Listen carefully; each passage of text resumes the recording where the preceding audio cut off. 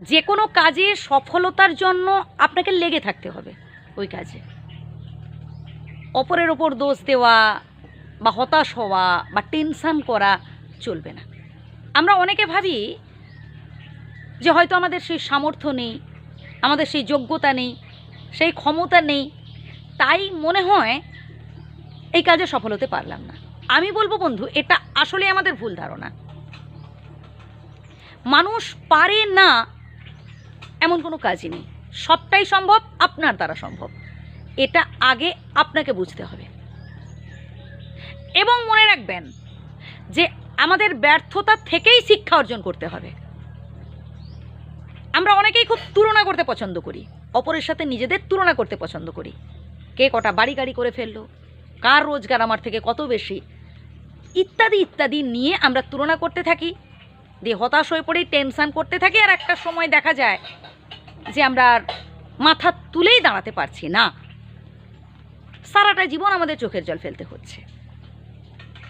আমরা অনেকে আবার আলস্যে দিন যাপন করি, অপরের ওপর আশা ভরসা করে থাকি।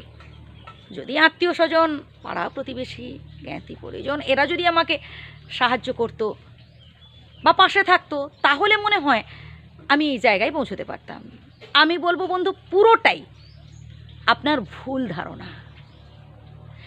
আপনার মধ্যে যদি জেদ থাকে, উদ্যম থাকে, লড়াই করার মনোবাসনা থাকে এবং জেতার জেদ থাকে যে আমি জিতবই, আমি সফল হবই, কাউকে দরকার নেই আমার পাশে, স্বয়ং বিধাতা আছেন তো, ব্যাস, সর্বশক্তিমান যিনি তিনি আপনার সাথে আছেন, আর কাউকেই দরকার নেই।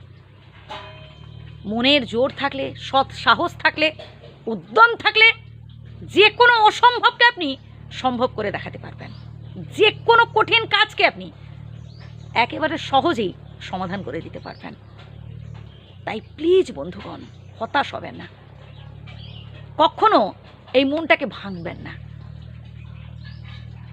আমরা অনেকেই স্বপ্ন দেখতে পছন্দ করি, কিন্তু শুধু স্বপ্ন দেখলে তো হবে না, স্বপ্নকে তো বাস্তবায়িত করার জন্য উঠে পড়ে লাগতে হবে। আর স্বপ্নকে বাস্তবায়িত করা মানেই কঠোর পরিশ্রম করা।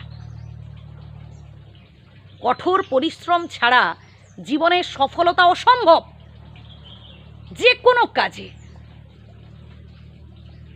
তাই প্লিজ বন্ধুগণ, আমার কথা শুনুন, পরিকল্পনা মাফিক কাজ করুন, সাহসের সহিত সামনের দিকে এগিয়ে যান। ওই লোকে কে কি বলছে, কে সমালোচনা করছে, কে নিন্দা করছে, কে আমাকে পাত্তা দিল কি দিল না, কে পছন্দ করলো কি করলো না, এই সব নিয়ে ভেবে অযথা আপনি আপনার মূল্যবান সময় প্লিজ নষ্ট করবেন না, তাহলে ঠকবেন। ভালো থাকবেন, সুস্থ থাকবেন, ধন্যবাদ।